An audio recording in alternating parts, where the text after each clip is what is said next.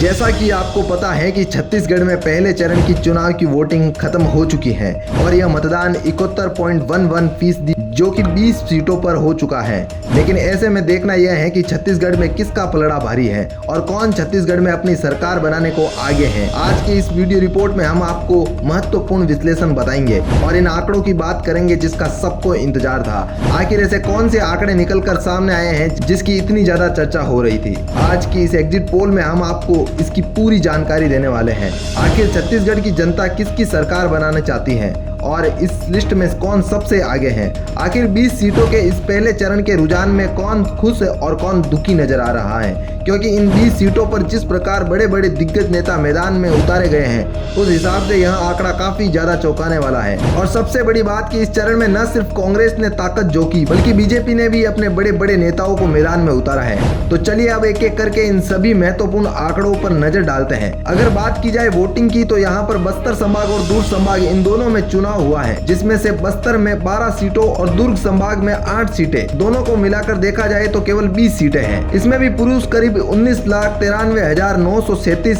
वहीं महिलाएं करीब 84,675 रही हैं। मतलब कि महिलाएं यहाँ पर सीधे तौर पर ज्यादा रही हैं और यही वजह है कि महिलाओं को लेकर यहाँ पर बड़े बड़े ऐलान हुए हैं और बड़ी बड़ी योजनाएं भी निकाली गई हैं। इसलिए इन सभी डेवलपमेंट पर नजर रखते हुए आज के इस वीडियो को शुरू करते हैं। अगर यहाँ की बात की जाए 2018 की तो उस समय एकदम यहाँ की सिंपल राजनीति थी, क्योंकि कांग्रेस ने यहाँ पर 20 सीटों में से 17 सीटें और बीजेपी ने केवल 2 ही सीट जीत पाई थी और अन्य के पक्ष में 1 सीट चली गई थी। यही वजह है कि महिला वोटर यहाँ पर काफी ज्यादा महत्वपूर्ण मानी जाती है और इस बार महिला वोटर का रुझान किस तरफ गया है तो चलिए आंकड़ों पर नजर डालते हैं। दोस्तों अगर बात की जाए तो यहाँ पर 2018 के मुकाबले कम वोट डाले गए हैं। छत्तीसगढ़ के पहले चुनाव दंगल में राजनांदगांव की विधानसभा सीट से यहाँ पर पूर्व मुख्यमंत्री डॉक्टर रमन सिंह जो कि 2003 से 2018 तक मुख्यमंत्री रहे, लेकिन अब यहाँ कांग्रेस की सरकार है जो कि एक इतना बड़ा भारतीय जनता पार्टी का चेहरा है। तो क्या यहाँ पर बदलाव हुआ या परिवर्तन होगा? दोस्तों आंकड़े के हिसाब से देखा जाए तो यहाँ पर भारतीय जनता पार्टी का पलड़ा भारी हो सकता है और राजनांदगांव से करीब यहाँ की जनता ने 74% मतदान किया है। वहीं कोटा संभाग की बात की जाए तो यहाँ पर 50% चुनाव हुआ है और यहाँ पर कांग्रेस के कवासी लखमा एक बड़े दिग्गज नेता रहे हैं और लगभग 5 बार अपना विधानसभा चुनाव जीते हैं। वहीं भाजपा की तरफ देखा जाए तो स्वयं मुक्का को मैदान में उतारा गया है और ऐसे में अगर देखा जाए तो कांग्रेस का पलड़ा यहाँ पर भारी हो सकता है। और अगर बात की जाए चित्रकूट की तो यहाँ पर 70.36% वोटिंग हुई है। वहीं कांग्रेस की तरफ देखा जाए तो यहाँ पर दीपक वेज और बीजेपी की तरफ से विनायक गोयल को मैदान में उतारे गए हैं और इनकी बात की जाए तो वे बस्तर से सांसद हैं और कांग्रेस के कैबिनेट मंत्री भी शामिल है। ऐसे में कांग्रेस का इस सीट पर पलड़ा भारी हो सकता है। वहीं कवर्धा सीट की बात की जाए तो यहाँ पर 72.89% वोटिंग हुई है और यहाँ पर कांग्रेस की तरफ से मोहम्मद अकबर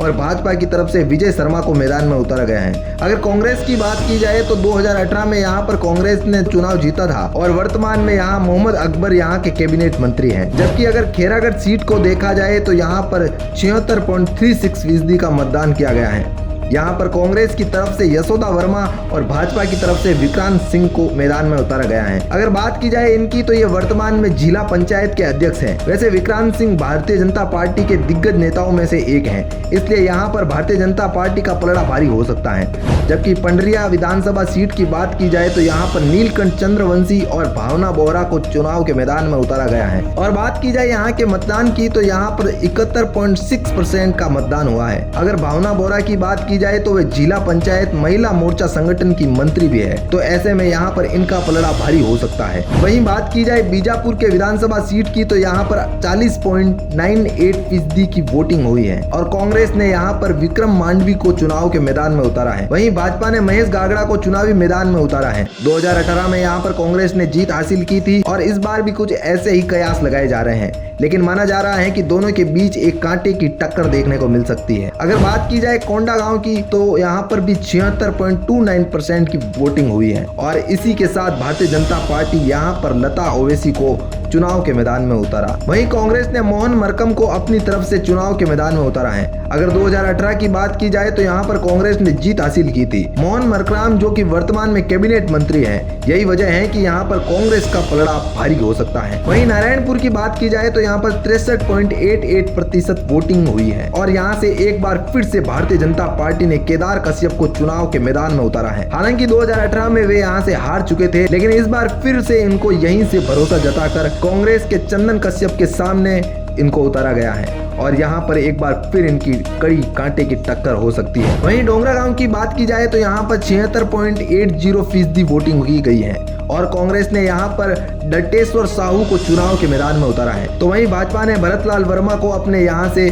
मैदान में उतारा है। अनुमान लगाया जा रहा है कि दोनों के बीच में एक कांटे की टक्कर हो सकती है। वही बात की जाए खुज्जी की तो यहाँ पर खुज्जी में 72.01% का मतदान किया गया है और यहाँ पर कांग्रेस की तरफ से भोलाराम साहू और भाजपा की तरफ से जीताराम साहू को मैदान में उतारा गया है और दोनों के बीच एक कड़ी कांटे की टक्कर देखने को मिल सकती है। लेकिन यहाँ के आंकड़े कांग्रेस की तरफ ज्यादा इशारा कर रहे हैं, मतलब कि कांग्रेस को कुछ % ज्यादा फायदा हो सकता है। वहीं दंतेवाड़ा की बात की जाए तो यहाँ पर 62.55% की मतदान हुआ है और कांग्रेस की तरफ से यहाँ पर छविंद्र कर्मा और भाजपा की तरफ से चेतराम आदमी को मैदान में उतारा है और इन दोनों के बीच में एक कड़ी कांटे की टक्कर देखने को मिल सकती है। लेकिन फिर भी कांग्रेस का पलड़ा भारी होने की संभावना ज्यादा दिखाई जा रही है, जबकि भानु प्रतापपुर में 68.50% की वोटिंग हुई है और यहाँ पर कांग्रेस की तरफ से सावित्री मांडवी को और भाजपा की तरफ से गौतम उड़के को खड़ा किया गया है। यहाँ पर दोनों के बीच में एक कड़ी कांटे की टक्कर देखने को मिल सकती है। वहीं बात की जाए जगदलपुर की तो यहाँ पर भी 75% मतदान हुआ है, जिसमें से कांग्रेस ने जतिन जायसवाल को अपनी तरफ से चुनावी मैदान में उतारा है। वहीं बात की जाए भाजपा की तरफ से किरण सिंह देव को चुनावी मैदान में उतारा गया है। यहाँ पर भी दोनों के बीच एक कड़ी कांटे की टक्कर देखने को मिल सकती है,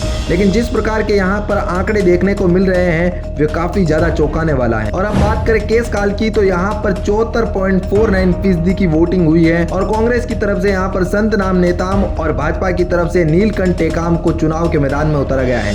लेकिन सीधे तौर पर अगर देखा जाए तो कांग्रेस को यहाँ पर पलड़ा भारी हो सकता है। और अब बात करें अंतागढ़ की तो यहाँ पर 70.72% का मतदान हुआ है, जिसमें से कांग्रेस ने अपनी तरफ से रूप सिंह पुताई और भाजपा की तरफ से विक्रम उसेड़ी को मैदान में उतारा गया है और यहाँ भी दोनों के बीच एक कड़ी कांटे की टक्कर देखने को मिल सकती है। और वहीं अब बात की जाए उत्तर बस्तर कांकेर की तो वहाँ पर 74.13% की वोटिंग हुई है और यहाँ पर कांग्रेस की तरफ से लखेश्वर बघेल को मैदान में उतारा गया है। वहीं भाजपा की तरफ से मनीराम कश्यप को चुनावी मैदान में उतारा है। अब बात करें कांकेर की तो यहाँ पर 76.13% वोटिंग हुई है और कांग्रेस की तरफ से शंकर ध्रुवा को और भाजपा की तरफ से आसाराम नेताम को मैदान में उतारा गया है और यहाँ भी दोनों के बीच एक कड़ी कांटे की टक्कर देखने को मिल सकती है। मतलब इस प्रकार अगर देखा जाए तो ज्यादातर जिलों में कड़ी कांटे की टक्कर देखने को मिल रही है। इस हिसाब से आंकड़ा काफी ज्यादा चौंकाने वाला हो सकता है। जबकि बात की जाए मोहला मानपुर की तो यहाँ पर 76% वोटिंग हुई है और यहाँ पर कांग्रेस की तरफ से चंद्रशाह मांडवी को मैदान में उतारा है और भाजपा की तरफ से संजीव शाह चुनावी मैदान में उतरे हैं और यहाँ पर भी दोनों के बीच एक कड़ी कांटे की टक्कर देखने को मिल रही है। इस तरह से यहाँ पर कुछ महत्वपूर्ण आंकड़े नजर आ रहे हैं, जो कि किस सीट पर कितना मतदान हुआ है 2018 के आधार पर यहाँ पर आंकड़े किस तरफ जा सकता है। लेकिन अब जो छत्तीसगढ़ को लेकर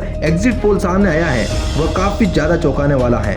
अगर प्रेस मीडिया न्यूज 24 के आंकड़े को देखें तो कांग्रेस को 55.60% का आंकड़ा मिल सकता है। वहीं बीजेपी की तरफ 30 से 35 सीटों का अनुमान लगाया जा रहा है, जबकि अन्य को 1 से 3 सीटें मिलने की उम्मीद जताई जा रही है। और वहीं बात की जाए छत्तीसगढ़ को लेकर टाइम्स नाउ और एटीजी प्रेस मीडिया की बात करें तो उनके सर्वे के अनुसार उनके हिसाब से बीजेपी को 27 से 35 और कांग्रेस को 51 से 59 सीटें मिलने का दावा है। वहीं अन्य को बात की जाए तो 2 से 6 सीटें मिलने की उम्मीद जताई जा रही है। जबकि यहाँ पर सी वोटर्स का फाइनल एग्जिट पोल देखें तो कांग्रेस को 45 से 51 सीटें और भाजपा को 39 से 45 सीटें और अन्य को 0 से 2 सीटें मिलने की अनुमान लगाया जा रहा है। इस प्रकार से छत्तीसगढ़ की 90 विधानसभा सीटों का एग्जिट पोल आपके सामने है। हालांकि अभी दूसरे फेज का चुनाव होना बाकी है, लेकिन अब सवाल आपसे है कि आप छत्तीसगढ़ में किसकी सरकार बनते हुए देखना चाहते हैं। अपनी राय हमें कमेंट में जरूर बताएं और ऐसे ही चुनावी सर्वे को देखने के लिए चैनल को सब्सक्राइब करना ना भूलें और वीडियो पसंद आई हो तो इसे लाइक कर दें। धन्यवाद। Bureau report R media network.